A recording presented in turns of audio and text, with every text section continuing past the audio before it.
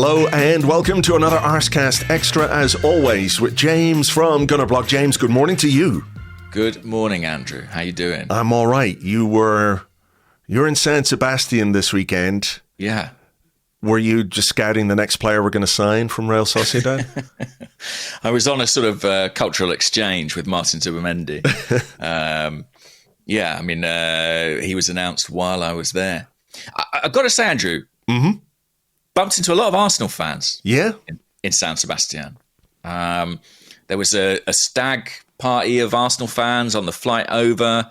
I met an Arsenal fan on the way home. I met an Arsenal fan out there who said part of the reason that he'd come to San Sebastian was you and I banging on about it so much on podcasts. But there you go. I mean, it's a great place. Friendly people, aren't they, as well? You know, welcome to San Sebastian, Sonny. Do you fancy some fucking pinchos?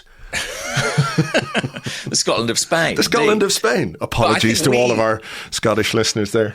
I think we single-handedly are boosting the San Sebastian tourist industry. Well, I was banging on the doors of the Oficina de Turismo, demanding my 10%. Yeah, well, I think we might be waiting for that one.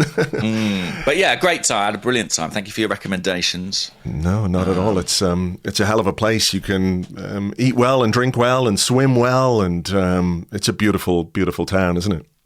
Incredible. And, you know, people rave about the food, and rightly so. Ham on ruffles in every shop. Incredible. I didn't eat another thing, Andrew, all weekend. Just a pincho of ham on ruffles at every available opportunity. The thing is, in San Sebastian, they're Michelin star ham on ruffles. That's the difference. You know, it's a you're paying for it, but worth every penny.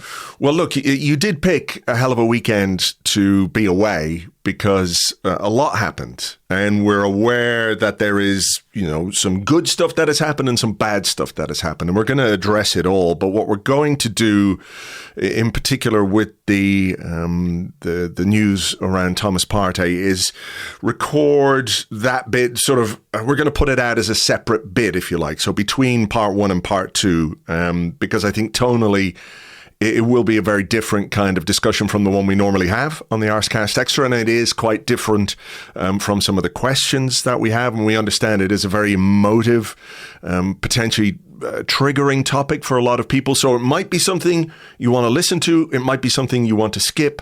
So I think that's the way we're going to do it. Sort of do our part one, we'll talk about the Thomas Partey situation, and then we'll move on to part two, as usual with all of your questions. That seems reasonable, Andrew. Let's do that. Okay, so look, we've got to start with Real Sociedad and San Sebastian and Martin Zubimendi, who is now officially an Arsenal player. Not that it was ever in any doubt, James, because we heard and read that it was all agreed, done and dusted as far back as March. So Real Madrid, when they came calling, I mean, what was the point of that?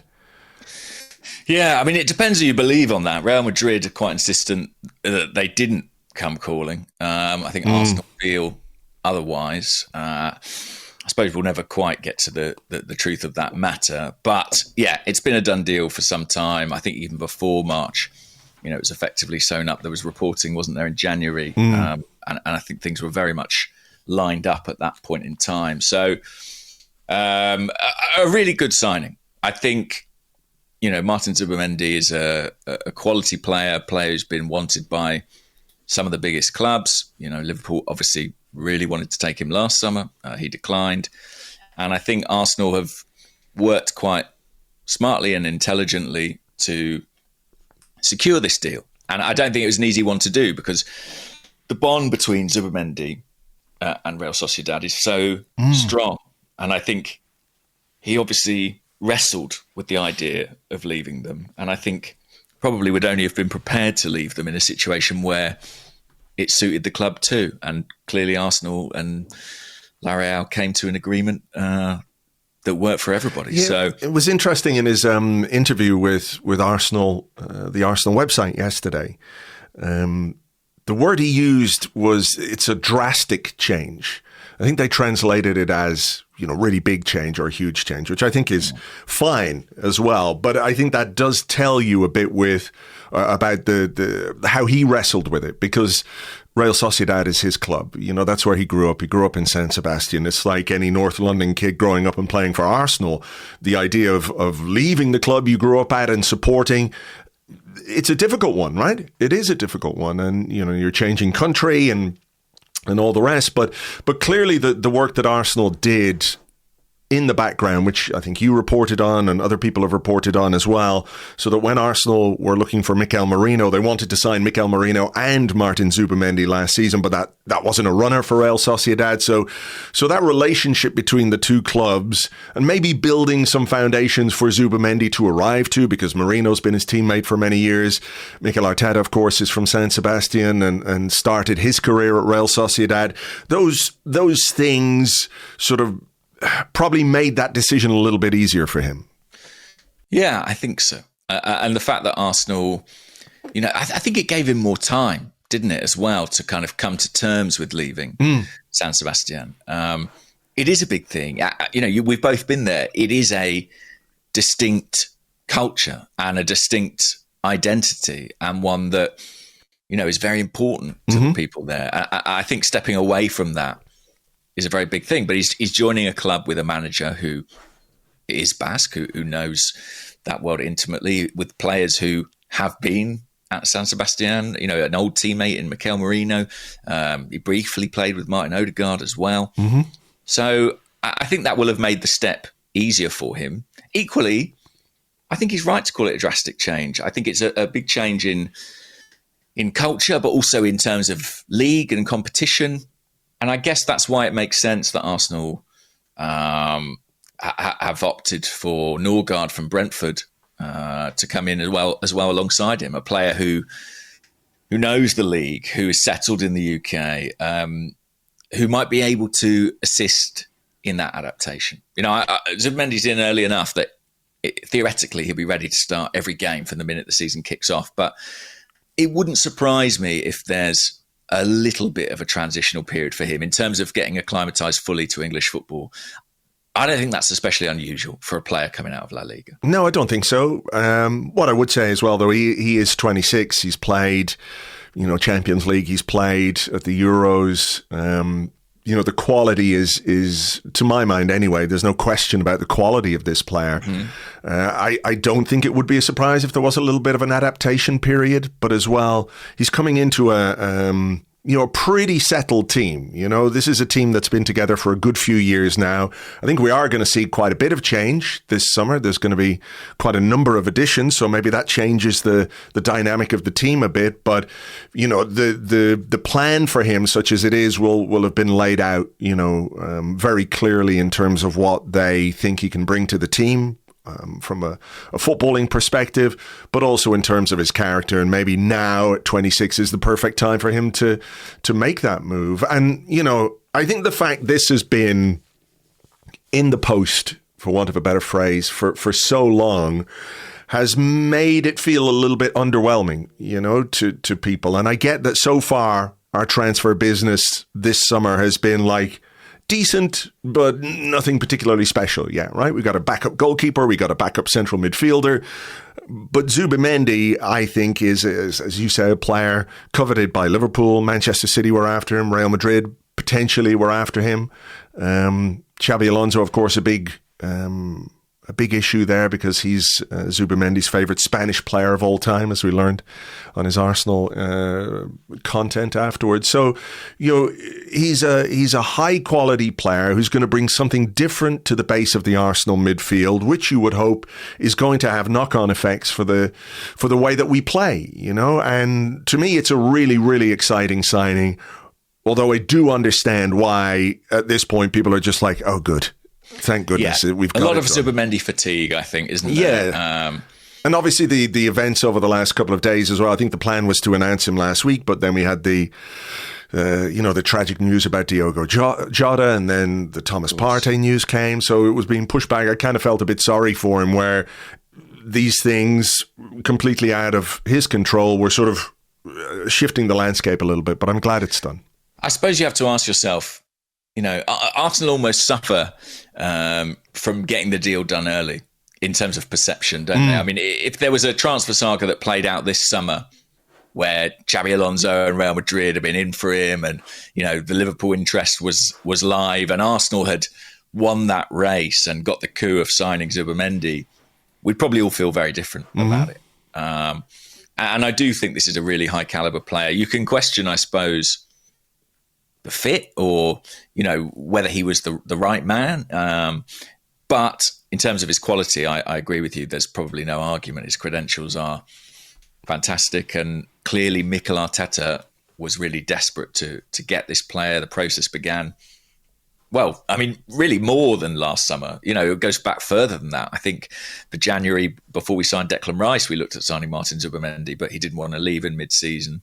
Edu was a critical part of it. Jason Nato and James King kind of inherited that from him.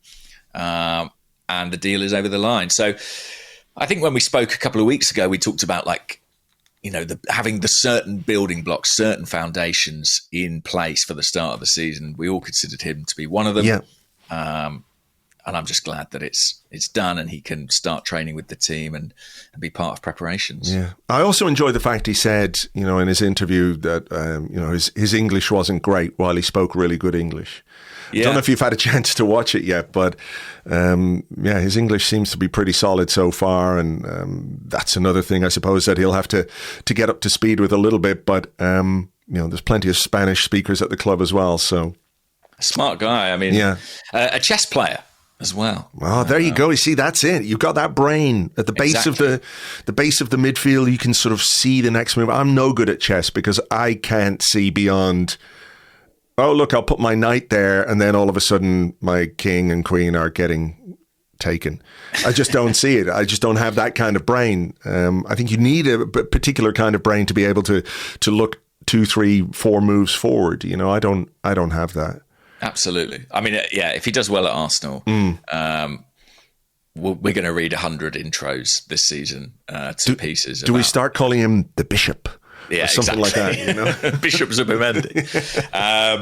And the other thing, of course, is having named Xabi Alonso in his introductory interview. I think we can be sure that the Real Madrid links will probably persist for the remainder of his career. So that's nice.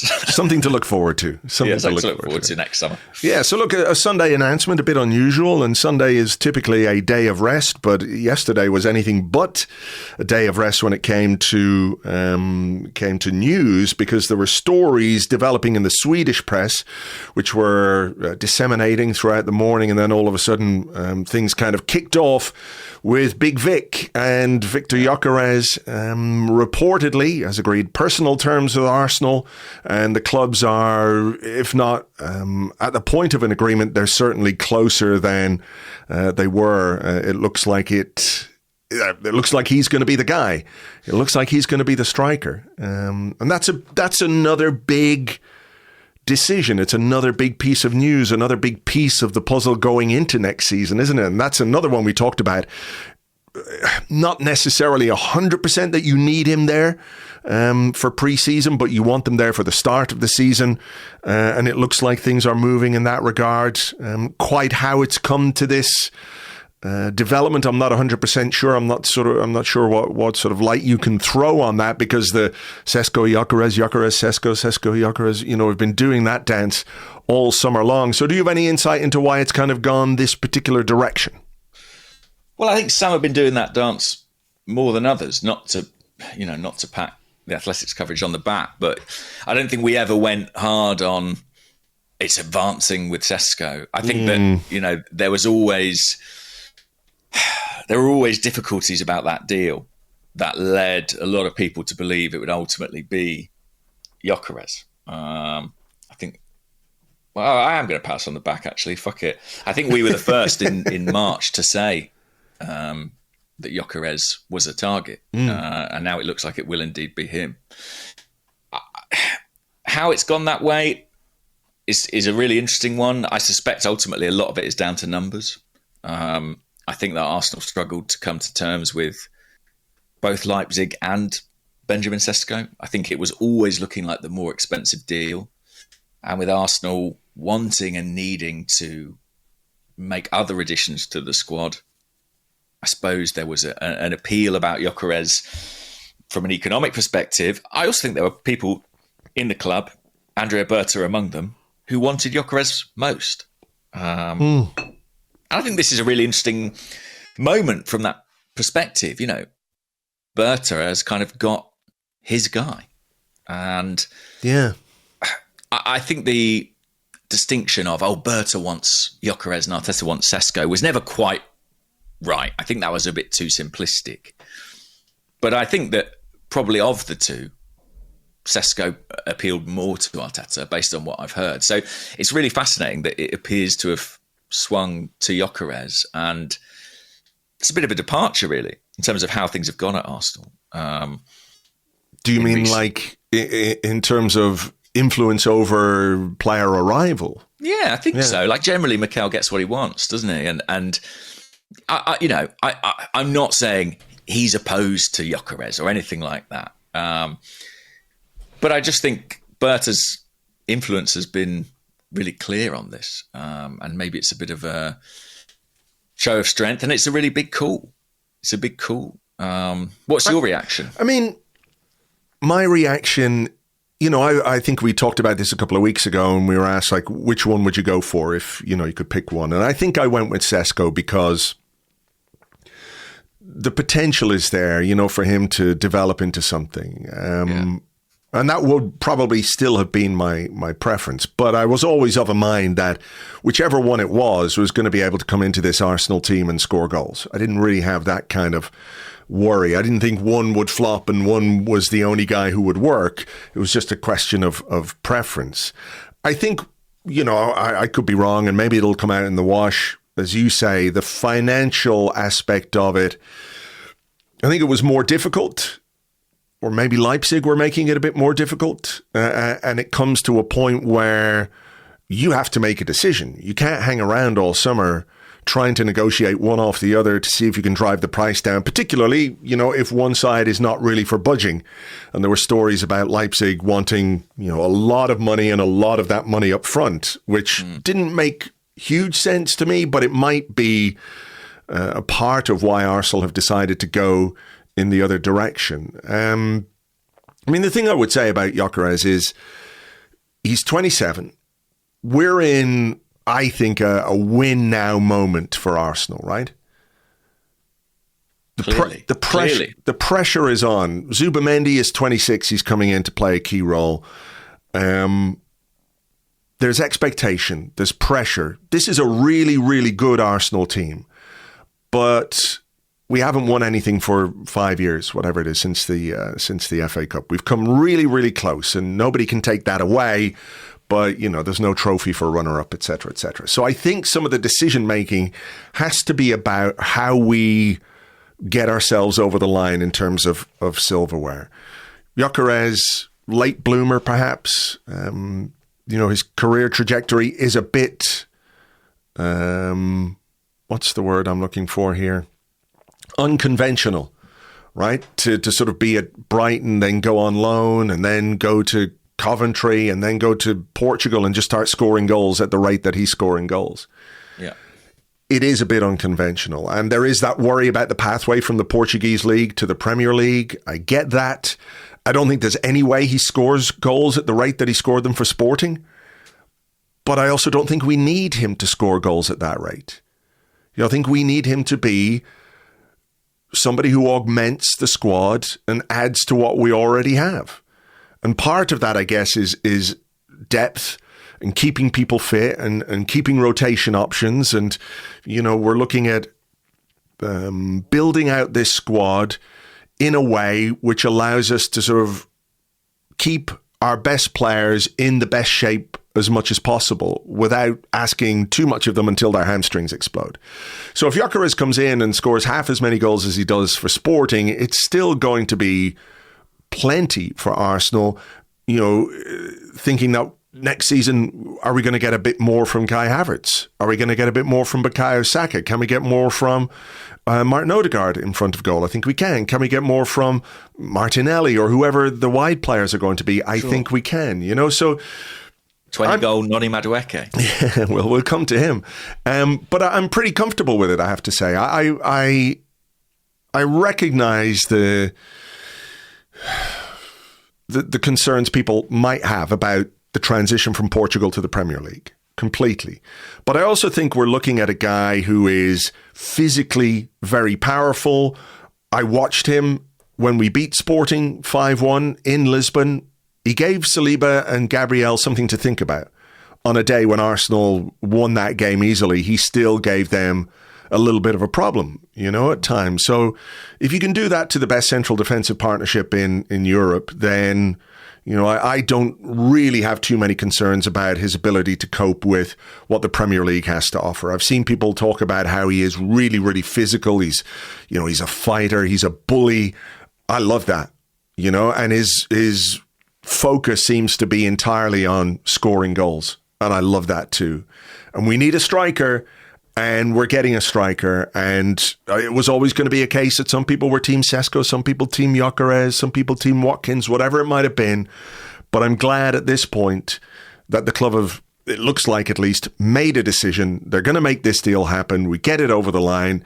There are other things to do this summer, but it's the one that's been on the back of people's minds, right? We've got to get the striker, got to get the striker, got to get the striker. Here he is. And let's hope he can come in and really deliver because, this is a team that needs more goals. And this is a player that scores a lot of goals. And I'm looking forward to seeing what he can do. Yeah. I think the front of people's minds, to be honest, I think it's loomed over. Yeah, sorry, I put that was the wrong way around. Yeah, but yeah, I mean, look, if you'd put a gun to my head, I probably would have said Sesko, just because of the sort of long-term potential there and the slight feeling of like, if you miss that train, what does that player potentially go on to be? I was excited by that, but I understand that. This idea that Arsenal are at a point where they need to win now. You point out the ages of Zubimendi. Look at the age of Kepa, 30. Norgard, 31 is he? 32 maybe. These are signings that are being made to have an immediate impact, and Gyokeres can be filed among them. Yes, it's an unconventional background, and he arrives at 27. To be fair, the same could be said for Ian Wright, who came to the club at that age with probably an even more unconventional rise through the game to that point. I'm not saying he's going to be Ian Wright, but we needed a striker. We've got a striker. We've not let the perfect be the enemy of the good.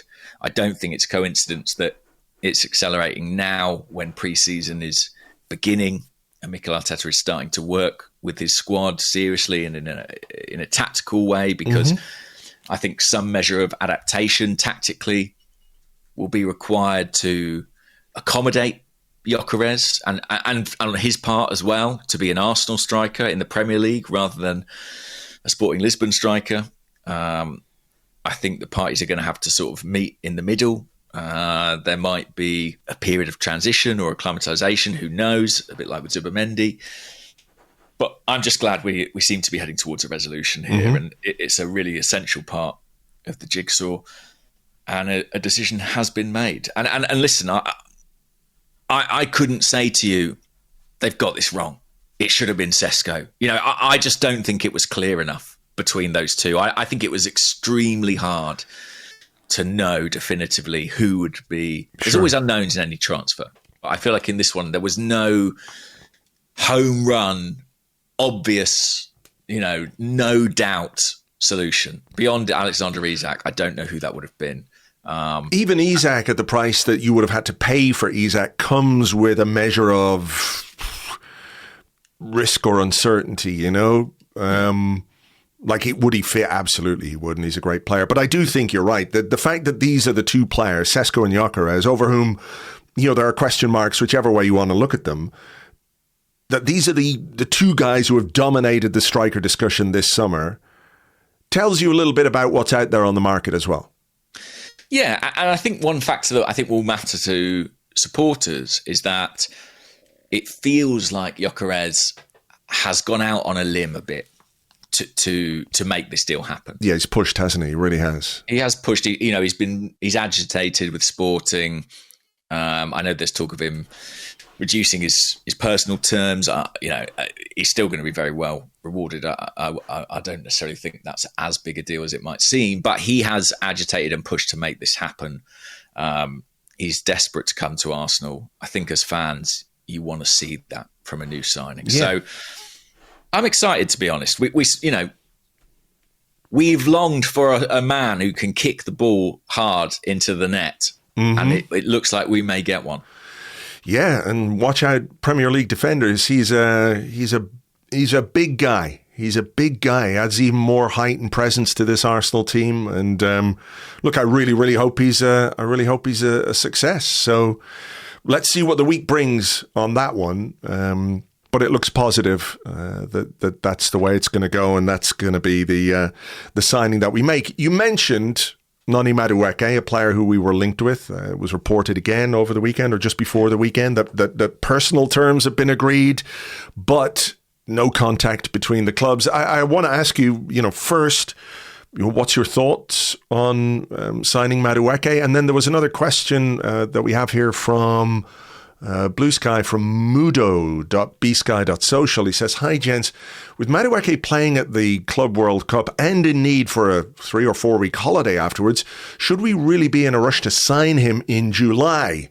Surely we can afford some patience with him and prioritise maybe someone that can join the pre-season instead.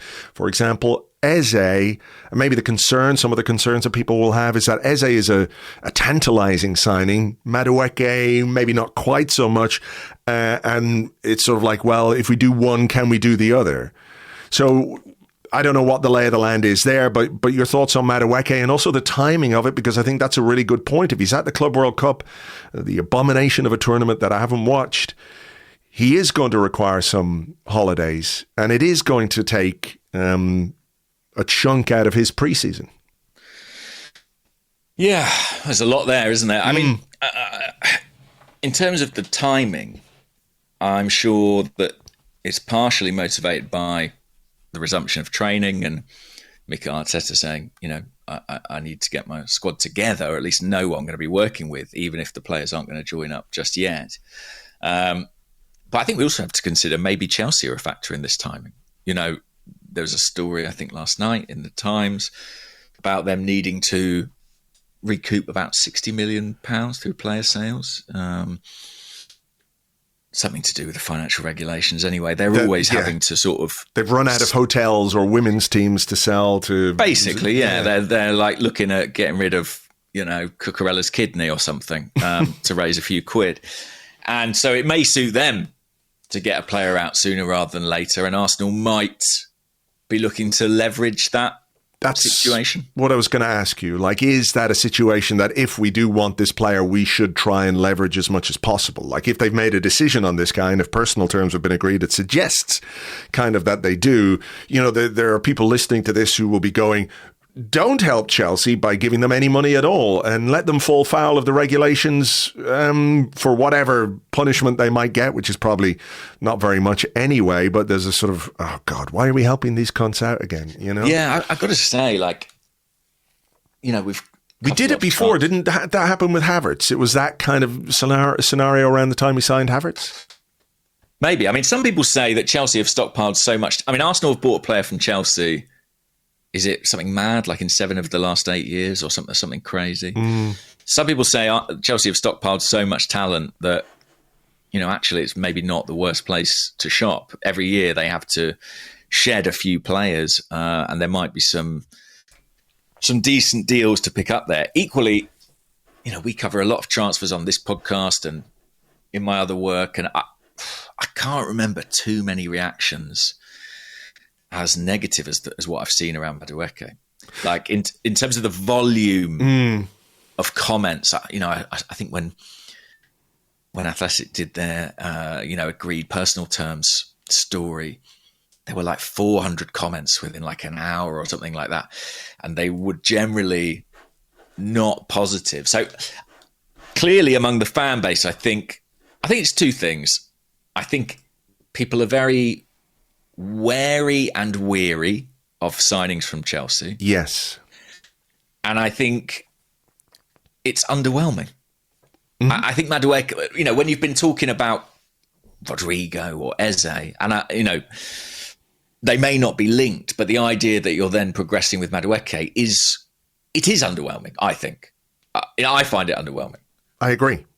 I agree. And I irrespective of like whether it's independent of other players coming in, I don't love this. Like, I don't think he'll be cheap. As much as we can try and leverage that situation, I think I saw a report that Chelsea be looking for north of £50 million, and like, I think that's plausible. Whether they get it, I don't know. But this is a player with like many years remaining on his contract, England international, 23 years old.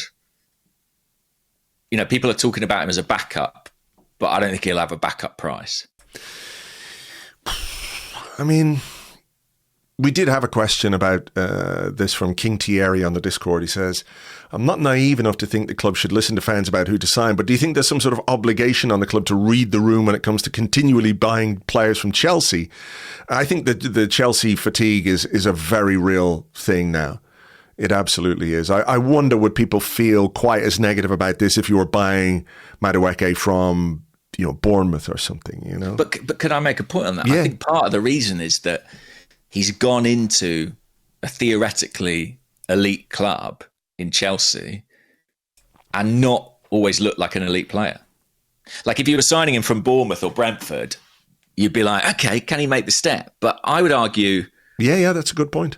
You know, there's a reason Chelsea are moving on from him. So I'm really surprised by this. Like, you know, also there's been question marks in Madueke's past about his attitude and his training. And, you know, obviously I'm not in the room. I don't know if they're fair. And sometimes players get a reputation and he'll be judged on what he does when he comes to Arsenal. But given that, I'm really surprised that Mikel Arteta is, you know, keen to go down this route. At that price in particular, I think if you can negotiate a lower price, then maybe it becomes a more palatable deal, because I think you guys reported they see him as somebody who can play on both sides, on the left and on the right. And maybe the sort of undercurrent of this is, what does it mean for Ethan Nwaneri as well? That's all bubbling under, right, at the same time. So that might be the third factor in. I mean, you know, I think Arsenal see Ethan Nwaneri as a central player, to be honest. So we have questions maybe that we can do a bit later on that. But I think it's just sort of adding colour to that reaction to the Madueke thing, you know? Yeah, so I don't love this one. I think it probably will happen. That's, you know, it's the way it feels to me at the minute. It's the immutable law of transfers. The ones that you don't want to happen feel inevitable. Well, the ones from Chelsea feel inevitable. They always do, yeah. Look, he's not a bad player. I'm not sitting here saying he's got no talent, he won't do anything. You know, he's not... The age is good, you know. There is, you know, potential to develop, et cetera, et cetera. Where I am slightly with it is that I feel a bit tired of talking myself into a signing from Chelsea when I'm not convinced, but your natural reaction when a new player comes is to think the best of what they might bring, you know? And then you end up going, oh, God, I should have known better on that one. I mean, it's the Willian thing, you know? All I can say is that, as people know, I'm quite plugged in with Chelsea fans. I've got family who are Chelsea fans. I floated this with them. It's a deal they'd like to see happen. And that alarms me. Sure. I think if we took Kepa and Madueke off Chelsea's hands, I think they'd consider that very good business from their perspective. Yeah. But you know, the Kepa one I'm fine with. The Kepa one is a perfectly good deal. Sure. No one's going to ever argue with that. And I also think, like, we're underwhelmed, and you know, I kind of feel like as a journalist, in inverted commas, I should be here sort of making the case for Madueke and being rational about it. But we're supporters and we're allowed to care about where these players have come from and what they represent to us. You know, maybe the club doesn't have to care. Maybe it's Arsenal's job to be forensic and analytical and all those things and see this as a market opportunity. Sure. But between us, you, me, and the listeners, I don't like it. Yeah, that's fair enough. I think you're perfectly entitled to feel that way and perfectly entitled to say it. like you, I'm very underwhelmed by it, particularly at the kind of price that you're talking about. You know, if he comes and does brilliantly, humble pie all round, right? But until then, I think It can't be 50, can it, Andrew? It can't. If it's 50 million, people are going to be... I mean, I remember when we bought Ramsdale from Sheffield United. I remember when we bought Jorginho from Chelsea. I'm trying to think of others. There'll be a big reaction to that. Yes. If that happens. There will, particularly if down the line it turns out that kind of expenditure on a player like Madueke is precluding some other business that we might prefer, you know? Yeah. That's where it goes. You know, in the end of August when the window is closed, you might be able to look at the Madueke deal a bit differently depending on what else has happened and what else we've added to the squad, right? Of course, you know, but now it is what it is. Yeah. Is he better than Raheem Sterling? I mean, yes. Right. But that's the lowest of low bars, you know? It really is. It really is. We've got to set the bar higher than that. Yeah, I mean, that's my thing, is that, like, if this summer is about raising the bar or raising the ceiling, then I don't think he does that on either side, you know? No. Based on who we already have. I mean, a player that we have over on the left-hand side, Leandro Trossard, some chat over the weekend that there's a definitive interest in him from Fenerbahce. And listen, we've been doing this long enough to know that when transfer rumours originate in Turkey, you take a big pinch of salt. What's the opposite of inevitability? I don't know. Evitability? Evitability, yeah. There's an evitability about transfer rumours from Turkey. Yeah. But it does seem, you know, reports from the Belgian press as well suggesting Trossard in discussions with Arsenal over a new deal. He's just changed his agent and everyone's going, oh, they only do that when they're about to make a move. I don't quite know why. Maybe you could do that when you're trying to get a new contract as well. But that's one that's sort of in the air a little bit and potentially might require, if Trossard goes, might require another addition on top of Madueke. That's interesting, that agent change, isn't it? Yeah, because they have been in discussions with Arsenal about a pay rise. That's what we heard. Yeah, pay rise. That is what you heard. Yeah, pay rise rather than an extension. Yes, because like. I think David Ornstein has said, and I think I've said previously as well, that what else happens in the attack, there may be some connection to outgoings. Sure. You know, particularly on that left-hand side. You know, we're talking about people like Rodrigo. It might require one of Martinelli or Trossard to go. There's been talk about Gabriel Martinelli in Saudi Arabia as well. Not that I can verify it, but I've read the same reports as you guys. So, yeah, I don't know. It feels like there's a lot of moving parts, a lot of moving pieces. Mm-hmm. You throw Eze in the mix as well. Please throw a bit of Eze in the mix. But equally, you know, there's the Ethan Nwaneri discussion, which we've got questions about coming up. I think it's quite hard to sort of confidently say what's going to happen from here on. And I think a lot of it will probably be market dependent in terms of sort of which dominoes fall. Right. Well, there's still loads of the window to go, you know. Well, this is it. But I feel like we're approaching a place where Arsenal have, you know, we spoke about kind of the bare minimum and the foundations. Well, we are sort of approaching the place where Arsenal have done those jobs. Yeah. You know, they've sorted the goalkeeper. They've sorted midfield. Holding midfield, strikers on the way to being done. Tomiyasu, of course, was released last week. That is such a shame, isn't it? Actually, I did mean to write that down. It really is a shame for him because, listen, I think, and I've said this on here many times, I think he's a really, really good player. That ability to play in any position across the back line is quite unique, really, you know, to play it at the level that he can play it. So to lose a player like that to injury is a real shame for us as a team, but also for him as a player. And I did want to ask you, you know, he has a contract, or he had a contract until next summer.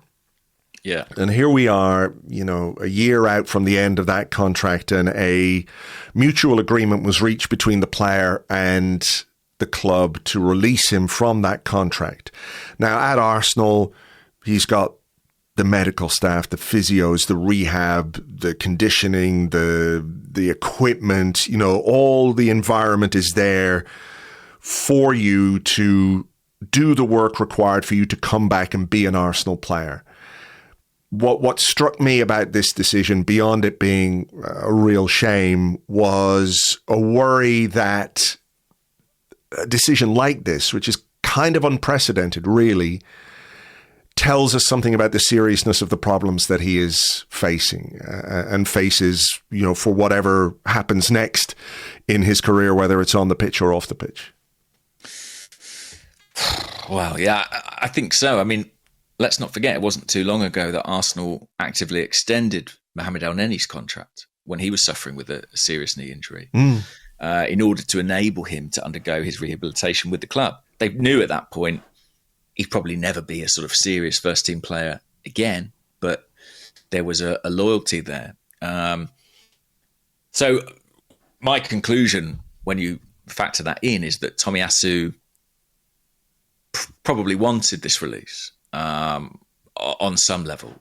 And I think he's found this period of being injured and unable to contribute and unable to play incredibly taxing, personally, psychologically. We know he's been going back and spending time in Japan. And I suppose this freedom from his contract enables him to pursue his rehab in whatever way he sees fit, and maybe takes away that pressure of trying to get back as soon as possible, and that feeling of, listen, I'm projecting here. I haven't spoken to Tomiyasu or anyone close to him about this, but that feeling of inadequacy, or I'm not delivering, or I'm not doing my job. I do know he's someone who takes enormous pride in that and who values love, being able to contribute. And I imagine not doing that has been hurting him. Yeah. So it's a very sad situation.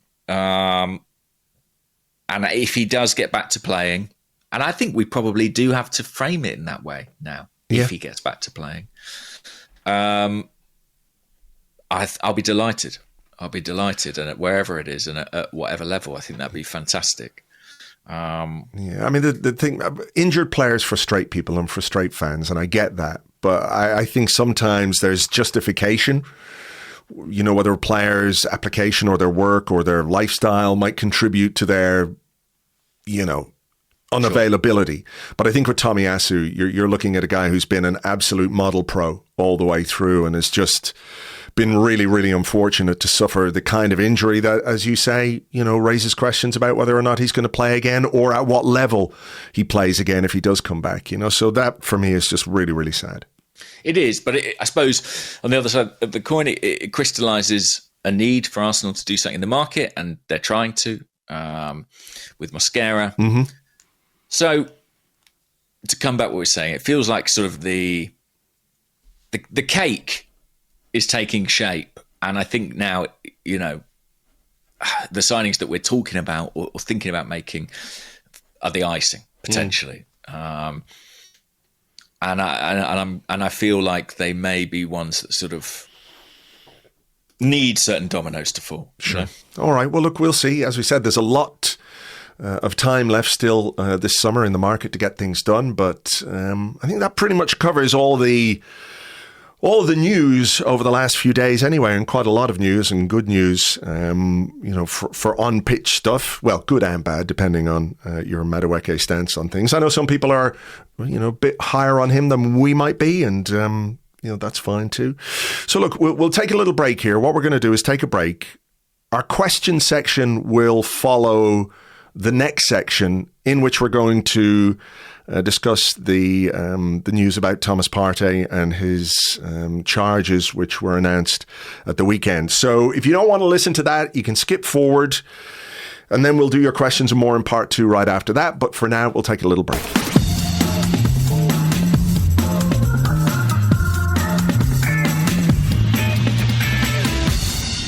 Welcome back to the Arsecast Extra. In this separate section of the show, we're going to discuss the news involving Thomas Partey. On Friday, the Met Police issued a statement. It said they have issued charges and requisitioned to Thomas Partey in connection with the following offences: 5 counts of rape, 1 count of sexual assault. The charge is broken down. 2 counts of rape relate to one woman. 3 counts of rape relate to a second woman. 1 count of sexual assault relates to a third woman.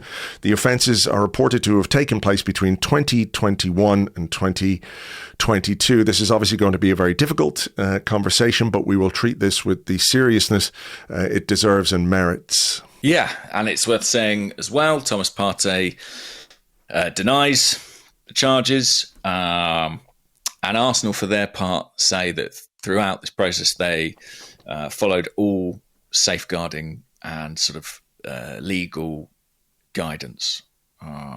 So that's kind of the big disclaimer on the top of the conversation. Right. It is clearly, though, a very serious situation. I don't quite know how to get into the bones of this. We can't talk about the case itself or the cases or the charges in any way. You don't want to do anything to prejudice a case before it reaches the courts. But it is an Arsenal player, or former Arsenal player, I should say, who has been charged. And this has been something that's been in the background for quite a while. It has. And I suppose the first thing to say is that we've not been able to talk about it. Yes. Because I know not everyone lives in the UK or is aware of sort of UK law around this. And I've had messages from fans and supporters saying, you know, why aren't you talking about this? Yeah. And the simple reason is that we've not been able to, right, for fear of prejudicing proceedings.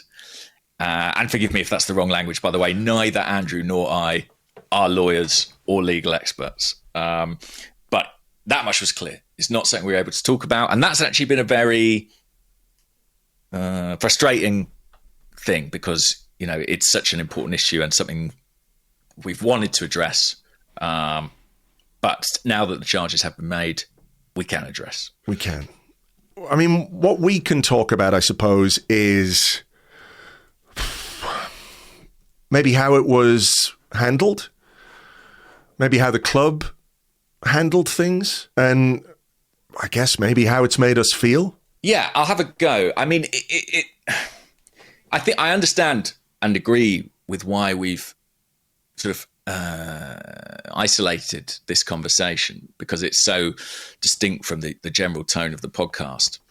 But I have to be honest and say I found it very difficult over the last few years, because that's what we're talking about in terms of how long this has been going on, to isolate it in my engagement with Arsenal, professionally and personally as a fan.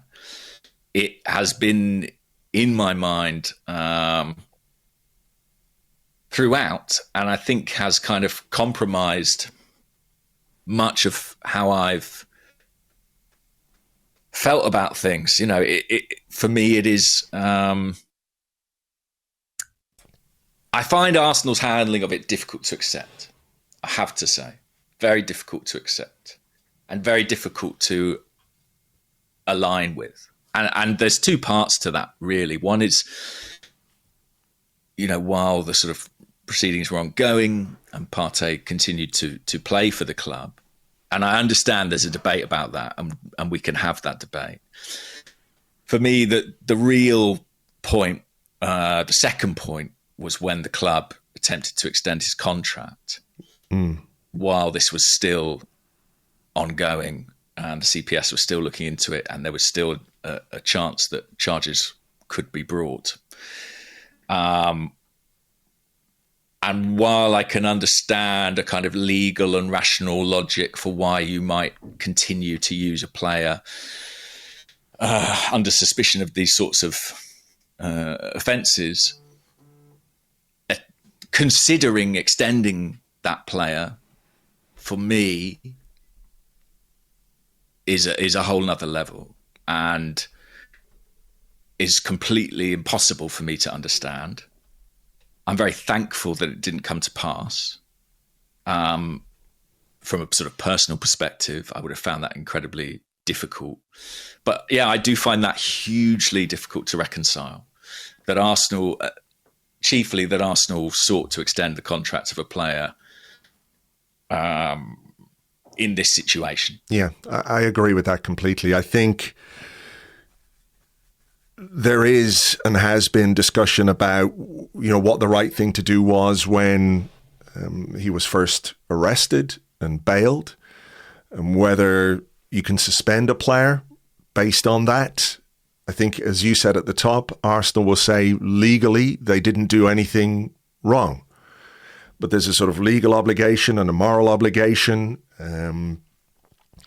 If you look at the details of what's gone on, and those are very easy to find if you want to do a little bit of reading, the idea that when his contract was coming to an end on June the 30th, and that is a natural way to end things, if that's the right way of putting it,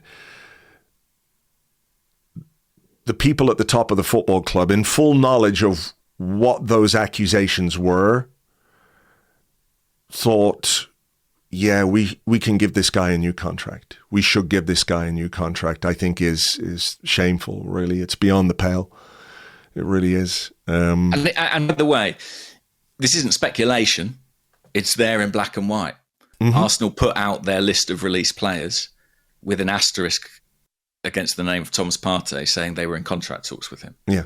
This is not based on, to be fair, very good, credible reporting. This is something that Arsenal said themselves.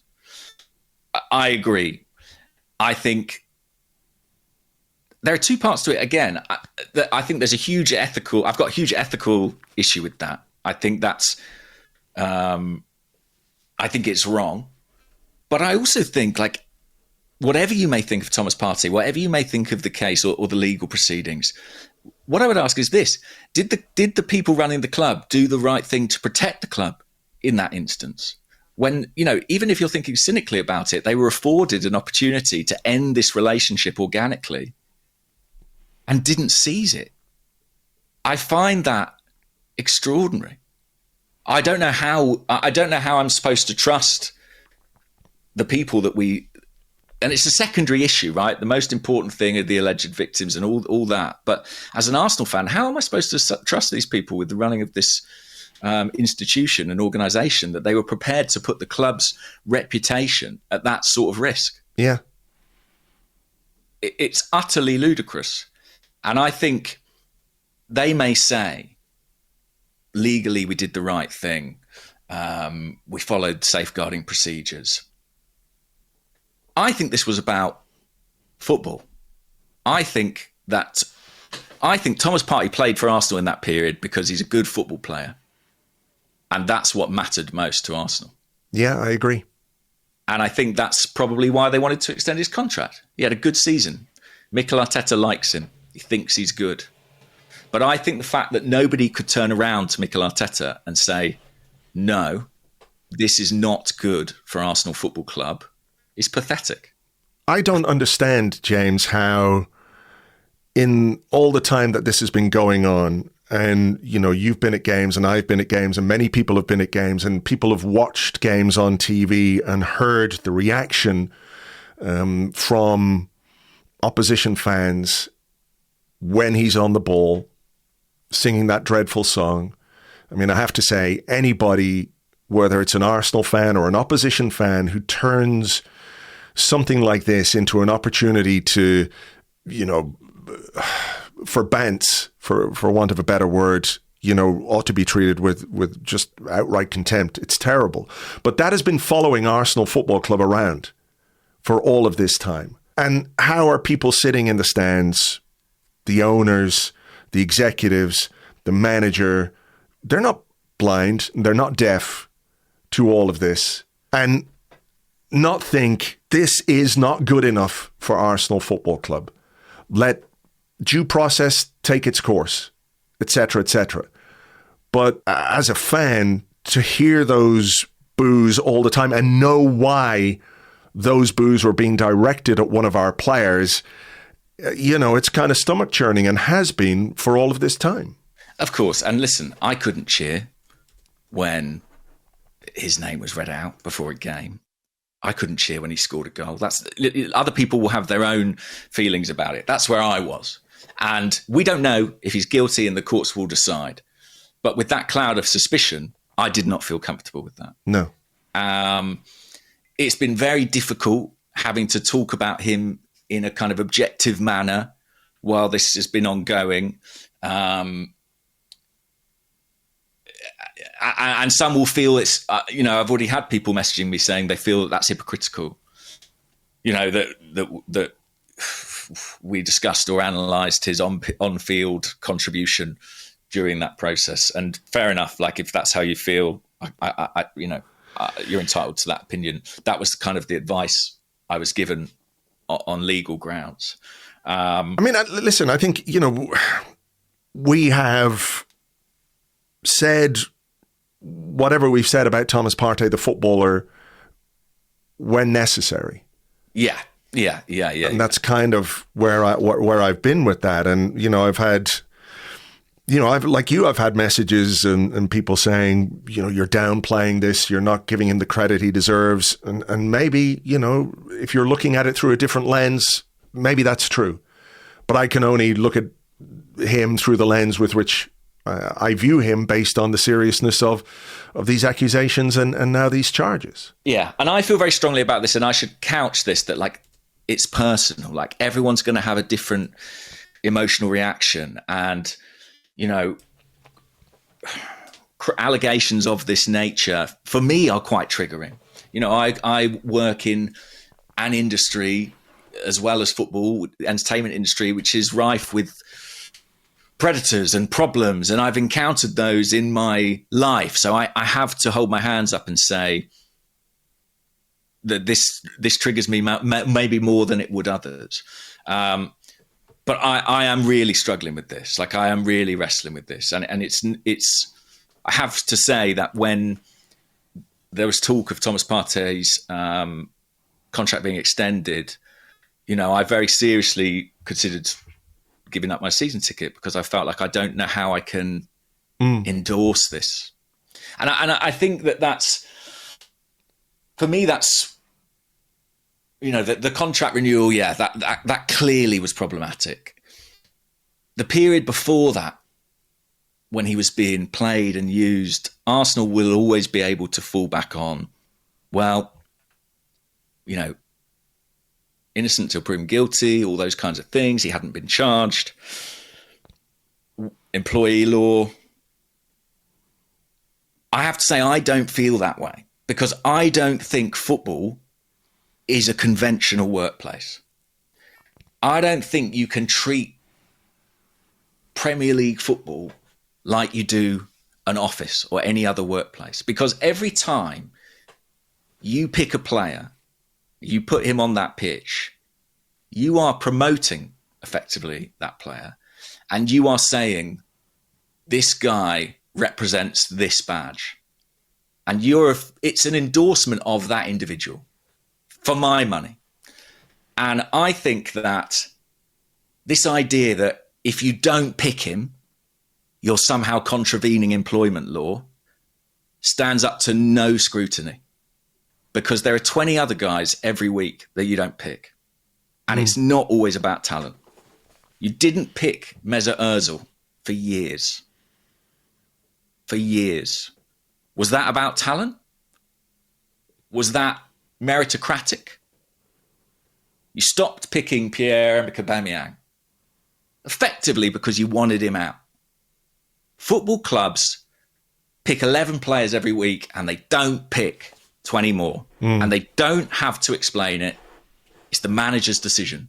That's what they sit there in press conferences and say. It's the manager's decision. It was completely within Arsenal's power to not play Thomas Partey. They don't have to sack him. They can terminate his contract. They've just done it with Tomiyasu. They've done it with Hector Bellerin and a dozen others. A contract termination is always on the table if you want to do it. But they could very easily have not picked this player and effectively moved on from him. And they didn't to win football matches.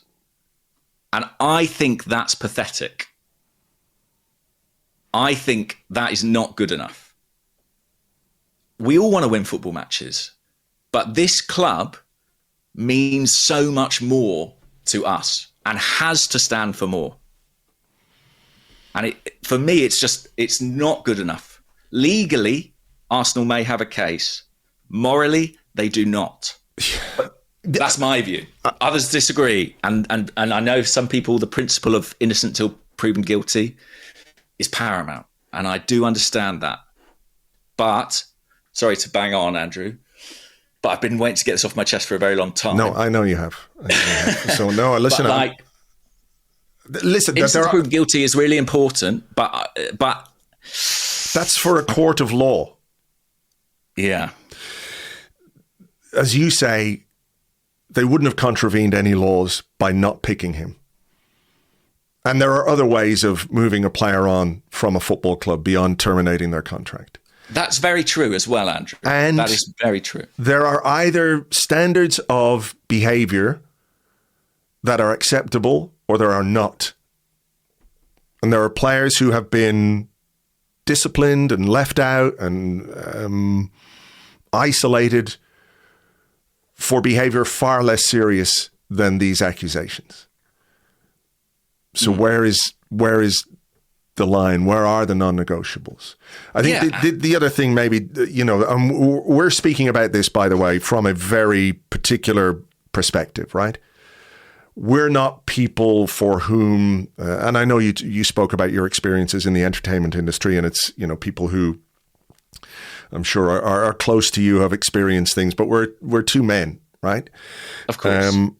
My wife said to me this weekend, we were talking about this, of course, and she said there isn't a woman in her life who hasn't in some way been affected by rape or sexual assault or abuse, either firsthand or adjacent to it. And that's something that we have to reckon with as men, as how we view these situations. And the other aspect of this for me, and it's been an interesting one, is how this has affected fans of Arsenal who are women and who have experienced these things, and how they've been left feeling like the club, I don't know if it's like sticking a dagger in, but don't care about how they feel about something as serious as this.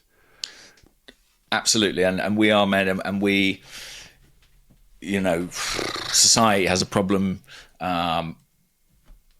Football definitely has a problem.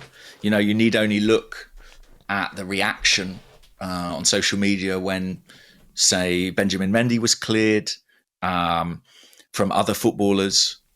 I believe that within football, there is a belief that these women are out to get us. Yeah. And I think obviously that's incredibly problematic. And Mikel Arteta came out, didn't he, and made that quote of I'm so happy for Thomas Partey. I think after he'd scored a goal, after everything he's been through, and he later clarified that it was about injuries. And I think, that was clearly sort of, in my view, that was innuendo. It's very obvious what he was saying. And I think that to me demonstrates that there's this kind of us against them, backs to the walls, we defend our guys mentality. Yes. And that's, again, a huge issue. I mean, whether Thomas Partey is guilty ultimately or innocent, I don't think anyone would dispute that football has some problematic attitudes around gender and maybe even around consent. Yes, I think that's very true, and we have to remember. And this isn't to excuse anybody, but if you exist in a culture where you're in an academy from the age of 14, 15, and that is literally the culture that you live in and exist in every single day, it takes some work to change that. Yeah. So to sort of round this out, I guess, is there a need for the Premier League to put in place protocols for situations like this, which, I hope are very rare. You would hope it's not something that Arsenal have to ever deal with again, for very obvious reasons. But the lack of, let's say, a definitive protocol in place for all Premier League clubs or all professional clubs, whatever it might be, feels like something that needs to be addressed, because as it stands, clubs are dealing with these things on a kind of ad hoc basis. Like one club will suspend a player, one club will do what Arsenal did. And again, legally, they didn't do anything wrong. But would it make a start on that cultural shift if, in a situation like this, there were very clear guidelines as to what should happen and how that player should be dealt with, for want of a better phrase? Yeah, I think that would be good. How that intersects with existing legal procedure, I don't know. Like I said at the top, we're not experts in this. And I'm speaking as a fan, rather than as someone who really has an expert handle on the sort of legal situation. I think maybe special guidelines have to be in place for when you've got a job, like I say, that is different. It is different, where it has such high public profile and such reward attached to it. The word you used, earlier was represent. Every player that pulls on that shirt represents Arsenal Football Club, and yeah. But I keep coming back to this idea that it was within Arsenal's gift to take control of this situation themselves. We're saying there needs to be a framework, there needs to be legislation, but Arsenal had every opportunity, certainly many opportunities, to deal with this problem. Not only did they not deal with it, they actively sought to extend their relationship with this person. I just think there's some incredibly bad decisions made there, and ones that are morally questionable. And it's sad that we have to think, oh, maybe they need these kind of legal stabilizers to get to the right outcome. You want to feel like the people running your football club can act independently of that. Do you think there needs to be an explanation from the club around that decision to extend his contract? I don't think we're going to get it. I think the statement that they made is, this is an ongoing case, we won't comment. Yeah.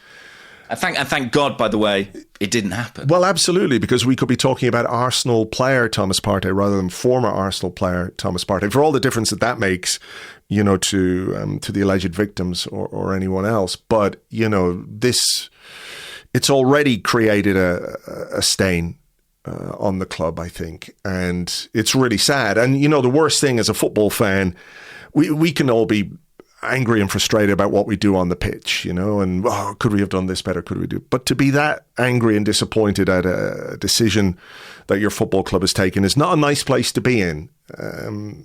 It's just not, you expect some. Listen, this is a club that does amazing things locally and globally for the Arsenal community, which is why this has always felt so at odds with that, Yeah, and the promotion of the women's team and all these things, yeah. And I think I'm hurt. I mean, evidently I'm hurt. People will hear I'm hurt. But I'm hurt because you want to believe that your club stands for certain things. And I feel like it's been laid bare that, well, in this instance. We lost, I think we lost our moral compass on this one. And that's a shame. Yeah. And I think it was ultimately, I think it's an indictment of the structure of the club that these decisions were seemingly made on a football basis. I think that raises some really serious questions about if the club has the right structure. Because somebody, somewhere along the line, had to draw a line. Mm-hmm. Whether it was the executives, the board, whether it was the owner, that responsibility should have fallen to somebody. Yeah, it's a failure of responsibility across the board, isn't it? I think so. And listen, the case will play out. And perhaps if Thomas Partey is found not guilty, people will reflect on this conversation differently. But you can only feel how you feel. You can only feel how you feel. And I think that I come back to that question of like, was the club adequately protected here? Did people put the values and reputation of the club first and foremost? Were there ways to extricate themselves from this relationship before they did? Yeah, I don't think we will get an explanation, frankly. No. And there are probably legal reasons that make that extremely difficult. But it's, you know, we've isolated this in a part of the podcast, but to be honest, it's in my head. Like, I can't talk about Viktor Gyokeres and be excited about something. I'm not as capable of some of like sealing this off. You know, it has really, really damaged my relationship with the club, and it will take time to repair and heal. But the reality is, the current administration, the people who made these decisions, like in football, these people come and go. But I will still be here. And so will the rest of the fans.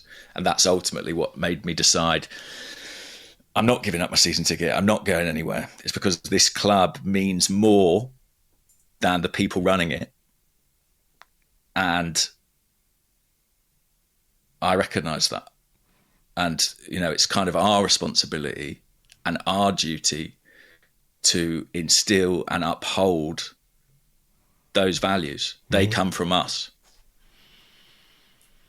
So there you go. There you go. Well, look, it hasn't been an easy conversation. And I know, obviously, from conversations that we've had offline, that this is something that has been on your mind, to say the least. And I'm glad you've had the opportunity to get it off your chest to an extent. Obviously, I wrote about it on the blog on Saturday morning. People can go and read that. There's another very interesting article you'll find in the show notes from the perspective of a woman and how it's made her feel. A really well-written piece, which you will find a link to in the show notes. I think we'll draw a line under this one now. Do you feel like doing questions? Yeah, let's do questions, man. Let's do it. I mean, like I said, I think it's slightly, you know, we have to be honest and say, you know, we've had that conversation now. It's in the ether. If you skipped over it, which I hope you didn't, because I think it's really important, you know, you might sense a slightly different tone to part one, but that's being a fan, right? That's the complexity of it all. That it is. Okay. All right. We will take another short break here and we will come back with your questions.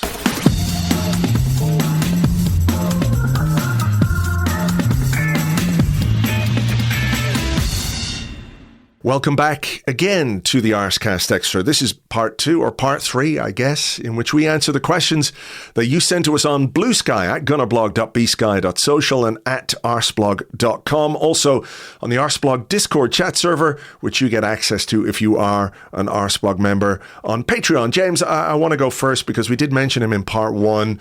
Gunners and Guitars, who's at gunnersandguitars.bsky.social, says, are you concerned about the reporting of an impasse in the Nwaneri contract talks, apparently over guaranteed minutes? Are we paying the price for not playing him more last season? And there is just sort of rumblings about the contract situation. I know. A lot of people were very unhappy with me for writing about that, as if somehow it's your fault. My fault. Yeah. And I've seen people saying, this is just agent spin, you know, everything's fine. I'm not sure about that. There's definitely an issue there. Does it mean it's an issue that won't be resolved? No. You know, I think if you speak to all parties, Ethan would like to stay at Arsenal. Arsenal would like him to stay. It's tempting to therefore say, well, an agreement would be no issue. But we all know contract talks don't always go like that. And there is strong interest from elsewhere. Why would there not be? This is a hugely gifted player, has been coveted by some of the biggest Premier League clubs, some of the biggest clubs in Europe. And guess what? He might be available for nothing in 12 months' time. there's going to be vultures circling in a situation like that. Am I worried about it? A little, given sort of the complexion of the rest of the transfer picture. We are looking and talking about players in Madueke and Eze, for example, who there's no doubt their arrivals, if they were to happen, would impact Ethan's opportunities, I think.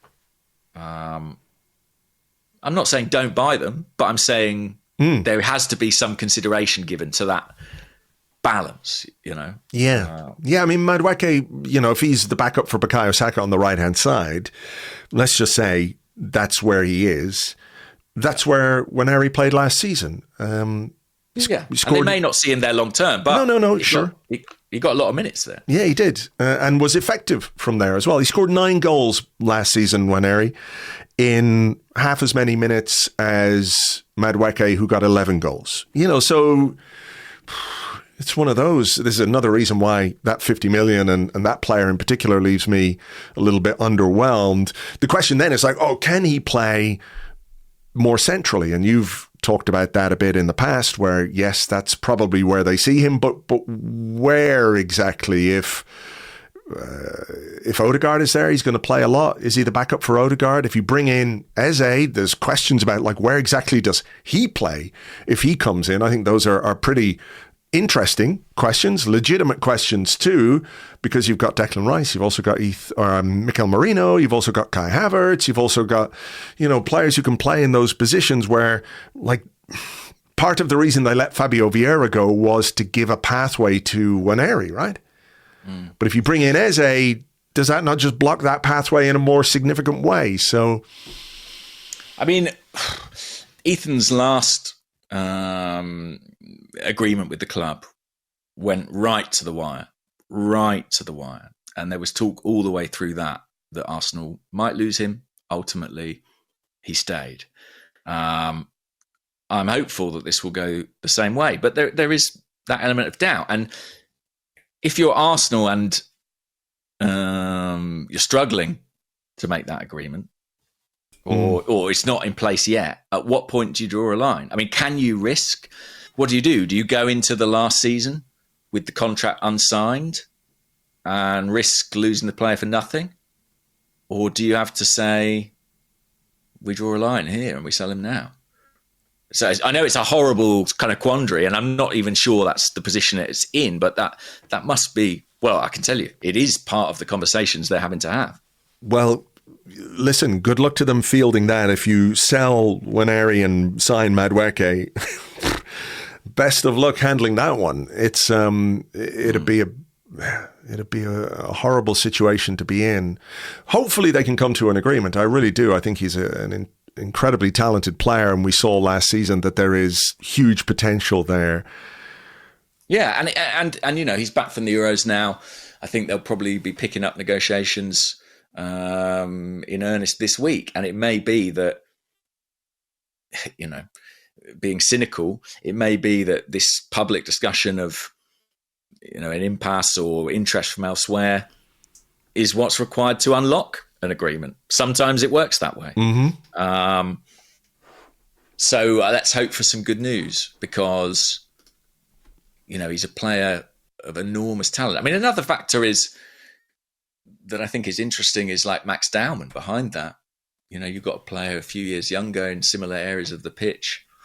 Are Arsenal anticipating any kind of pathway difficulties in terms of those two players coming through together in close proximity? I don't know. But yeah, again, talking about reactions I've seen online, when I posted my column about the Nwaneri situation, you had a very engaged, alert, vociferous.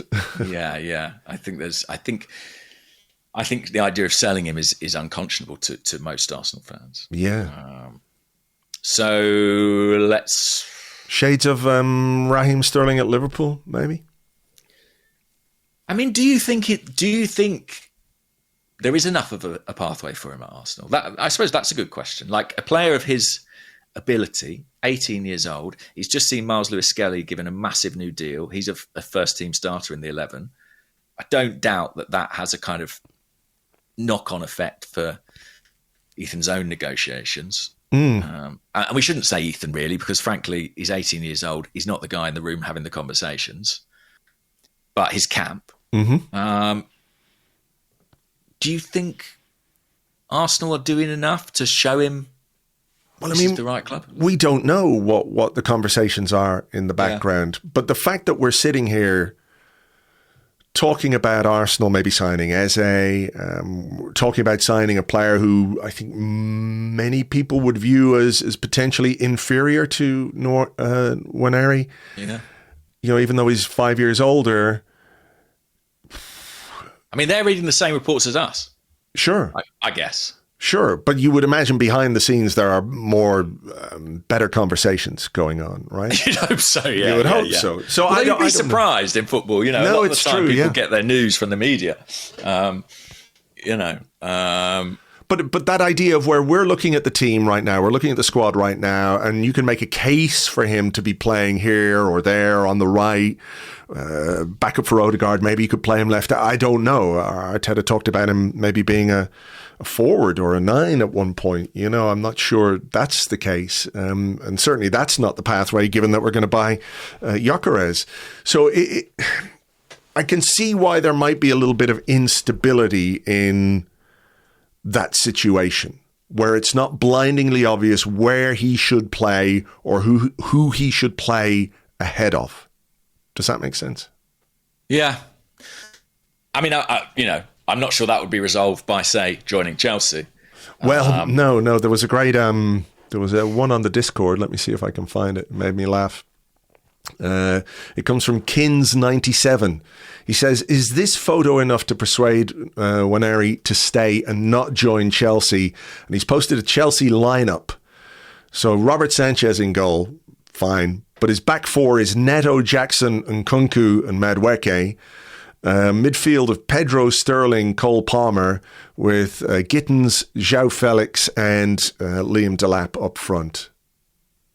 They have a wealth of attacking talent, I guess. I suppose Delap and Palmer are kind of interesting analogues, really, aren't they? Because they're players who were at, am I right in saying they were both at Man City? I think Delap was. Yes. Certainly Palmer was. And Palmer was kind of in a sort of similar position to Ethan on the fringes of the first team. And went to Chelsea and his star kind of exploded. So we may scoff about Chelsea, but maybe they look at that and think, there lies opportunity. I mean, they could buy him, and then in 3 years' time, sell him back to us. Yeah, we'll buy him for twice the price. No need for a buyback clause, guys. We'll be doing it anyway. When he's 31. I think we all seriously hope this doesn't come to pass. And I've seen, I've seen and sometimes been tagged into the response from some fans of like, this is all nonsense. And I would just say, I don't think it is. I wouldn't have written about it. I think there is an issue to be resolved there. Hopefully it can be. Arsenal are doing well on the contract front. They've got Gabriel signed. They've got Miles Lewis-Skelly signed. They've shown already in this window, if you look at Norgard or something, they can do a deal very, very quickly. Let's hope they can do a deal very, very quickly with Ethan. All right. Your question, I think? Yeah. Hang on. I've just got to find it here. What have I got? So, I have a very important question. Oh, this is a very different tone from Seth. Seth SJ. I have a very important question which I'm bound to forget ahead of Arsecast Extra on Monday, so I'm asking now. This was a few days ago, but they've since nudged me to remind me. I've just come back from Glastonbury. Amazing, obviously. But what's your instinctive reaction to seeing Arsenal shirts at festivals? I'm not sure I like it. I have to be honest and say I could not give a fuck one way or the other. I've got no opinion on this. If you want to wear your Arsenal shirt to Glastonbury, by all means.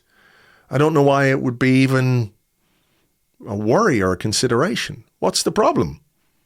No, you do see a lot of Arsenal shirts at festivals. And I think, to be honest, some of our away kits in recent years have kind of been designed and marketed almost for that opportunity. Yeah, last season's yellow and weird away kit, I remember seeing that when I took acid once. Well, I think, they do look like sort of rave gear, some of the away kits. Yeah. I mean, I don't know how deliberate it is on Adidas's part, but you are seeing a lot at festivals. I think it's great. I think it means that Arsenal, to be honest, is a brand with some sort of cultural cachet attached to it. And you see that. Like, I really like, did you see the Zubimendi announcement video? Yeah, with Femi, yeah. Very cool. Really cool. Very cool. And, as much as I've absolutely dunked on the club in the previous part, the sort of community around it is still pretty exciting and interesting and represents lots of sort of cool creative ideas. And I think seeing that reflected at a festival is a positive thing. What about this one? It comes from the other Andy Murray. So I'm guessing not the tennis player. Right. But that's just what Andy Murray, the tennis player, would say if he wanted to be incognito on our Discord. Yeah, just trying to think if there are any other notable Andrew Murrays. Andy Murray. There was a minister, a South African writer, teacher, and Christian pastor, but he died in 1917, so I don't think it's going to be him. No, I don't think it's him. Anyway, the other Andy Murray says, "Good morning, gents. In a recent pod, James said he hoped that Carlos Cuesta's replacement would be an attacking-minded coach, a people person, and perhaps close in age to the players. So what do you think of the announcement that defensive veteran Gabriel Heinze is joining Arteta's coaching team?" I don't think I did say that, in fairness. I think I said I wanted someone who'd like been there and done it. A bit more experienced, yeah. Won things, yeah. Gabriel Heinze was the first name I thought of when Carlos Cuesta left. And it took some time for us to actually corroborate and confirm it. He's a really good friend of Mikel Arteta's. And someone who, to be fair, I thought was kind of done with coaching. He sort of intimated last year that maybe he was kind of done with it. He's been a manager, which is a positive, I suppose, in the States and in Argentina, but with decidedly mixed results. Some of the reporting on his time at Atlanta was... There's some questionable methods. I have to say I haven't verified all that myself. But the reporting suggests he had an unconventional approach. Maybe footballers need water. I don't know. They're not camels. They can't store it indefinitely, He kept trying to sign camels. He wanted footballers with humps. But I think, who knows? I mean... It's not been a great deal of reaction to it. I suppose people don't really care ultimately that much about backroom tea, but this is a player who I really strongly associate with United. Yeah, I know he went to Real Madrid, but I remember him as a Man United player. I remember not liking him one bit. And he also tried to go from Man United to Liverpool, which is I had sort of forgot. I thought he had played for Liverpool, but no, he wanted to go to Liverpool. Is that right? And United sold him to Madrid instead. Yeah. He wanted to go to Liverpool, presumably to be closer to his beloved Mikel. I don't know. Oh, yeah, who was at Everton at the time. Perhaps maybe, it was. Maybe. But they played together at PSG, of course. One thing I will say for him, he's a very fiery character. I mean, he'll say his piece, and he has been a number one. So, in terms of someone who will be a sounding board and offer some pushback, it's going to be interesting. I think he might be quite interesting on the touchline, based on my memories of him as a player. Possibly. Feisty. Yeah, feisty. I think he'll bring a kind of lunatic energy to the training ground. Whether that's good or bad, maybe we need a bit of that. Maybe we need, something unconventional as part of the push to get us over the line to become Premier League champions or Champions League winners, whatever it might be. He does feel very chalk and cheese, though, in relation to Carlos Cuesta, who seemed to be very well loved by the players. He was like a confidant. He was, like you said, close to them in age. Yeah. And he was kind of involved with the development aspect of their careers, wasn't he? Gabby Heinze doesn't strike me as good cop. No. Where are all the good cops? That's my question. Yes. Well, the good cop is Carlos Cuesta, and now it's sort of the worst cop. Yeah. Let's see, I guess. Let's see. I think the Sky Sports cameraman will get some mileage out of Gabriel Heinze on the touchline next season, would be my guess. Listen, if he goes toe to toe with some touchline fisticuffs with that little guy from Brighton, I'll start to consider my feelings towards him again. I did like. I saw a number of replies saying another left back, another Gabriel. Another Gabriel. Yeah, very true.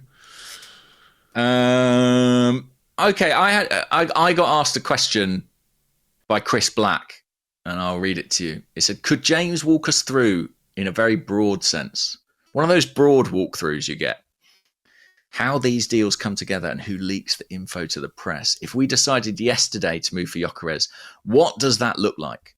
First official bid, a Berta phone call? Also, once that happens, who tells the ITKs and why?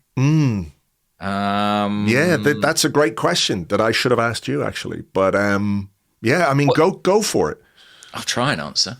I mean, I think things sometimes they get reported as if they're happening very quickly, but they probably take much longer. I don't think Andrea Berta's first conversation with Sporting Lisbon happened in the last 2 days. No. I think he's been keeping that pot on the boil for a while. If we truly decided yesterday to move for Gyokeres, what does that look like? I had been hearing over the past couple of weeks that things had reached a bit of an impasse with Benjamin Sesko. And frankly, the longer the process went on, the more I begun to think it would be Gyokeres. Because it was kind of the thing of like, well, if it's Sesko, why isn't it happening? You know what I mean? And clearly they were sort of coming up against barriers on that deal. And given that I knew that certain people in the club were always pulling for Gyokeres, it always felt like they'd eventually come round to that. Almost like they had, I don't know, this is pure speculation, but like they had to go through the Sesko thing to be like, no, it's Gyokeres. Once that happens, who tells the ITKs and why, and who leaks it? I do think leak is one of the most sort of widely misused words in sort of football fan discourse. I think it's so rare that anybody, a club, an agent, a player, deliberately place or leak something. I know that people will be cynical about that. But I think 90% of the time, the reason that journalists or ITKs come by information is via industry gossip. Somebody had a meeting with somebody who told somebody else, who told somebody else, who told somebody else, who tells you. And at that point, your job as a journalist is to verify it. And sometimes, it's been distorted through being passed along and it's either false or not quite right, or it's just baseless rumour. But sometimes it's not. And I suspect, what's happened here, it sounds like, based on the Portuguese reporting, a delegation actually went out to Portugal from Arsenal.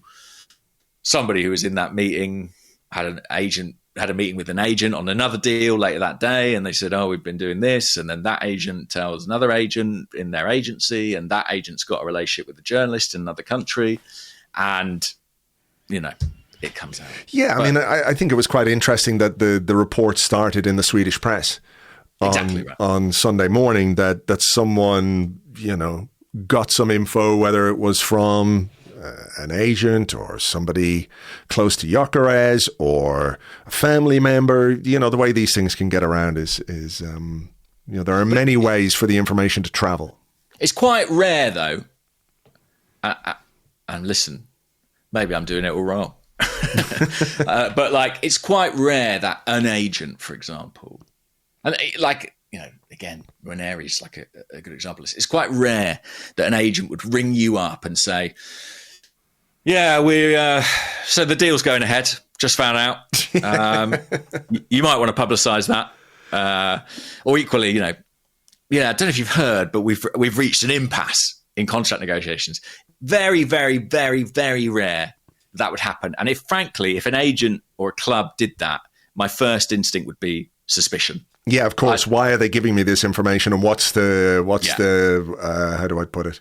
What's the agenda? What's the agenda, exactly? Why am I being spun? Anytime anyone volunteers you info, particularly someone you don't know very well, you're like, okay, well, what's your game? What do you want out of this? And I think more often the process is you hear something, and again, clubs get this idea of there's a mole, there's a leak, there's one person speaking to the media.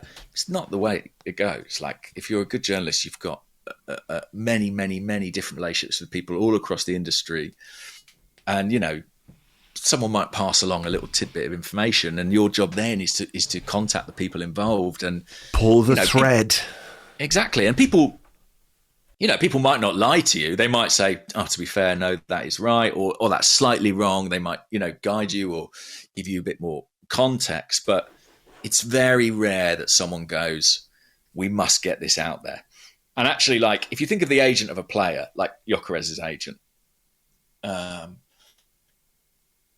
if Arsenal have just stepped up their bid to sign your player and they've just gone in with the official offer to Sporting, and then that story comes out in the Swedish press, that's not going to make you look good in front of Arsenal, So it's not really in your interests.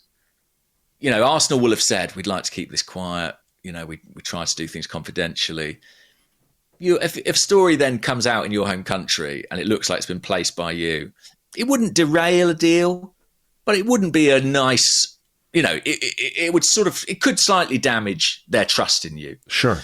So I don't find that credible, that idea that the people, that's the key point here. The people directly involved are rarely the ones pushing the stories. It's usually come via hearsay. Do those people, when a report comes out, will they, confirm it's true? Yeah, probably. But the ship sailed at that point. It's a young lad called Zhao, who's at the check-in gate at Lisbon Airport, who saw Andrea Berta and whoever else. You joke, but you do get stuff. No, I know. Yeah, I'm not being completely taking the piss, but yeah, absolutely. And social media. We know the ITK detectives are on it, right? So, yeah. Yeah, it's a really fascinating thing, and obviously what happens is once a story breaks somewhere. So let's say Swedish press go with Gyokeres close to Arsenal move. Well, every journalist in the sort of Western Hemisphere is following that up, yeah, following that up, and then that's why you get the massive proliferation of stories. So yeah, it's an interesting one to kind of I'm sure people must be curious how it all comes to pass. Sure, some very good information for any future journalists out there. I think, James, we should probably finish up here. I did have a question about outgoings, but that might well wait until next week. Depending on what happens this week, the outgoings are another issue that we have to think about this summer. So maybe we'll leave it there. But for now, just thank you to everybody, as always, for being with us. Thank you for listening and for all the rest. I don't know what I'm even saying. This has been going on so long. Honestly, I've run out of words. Yeah, we've done a lot of words, Andrew. We've done a lot of words. Just thank you, everybody, for listening, and have a great week. Bye-bye.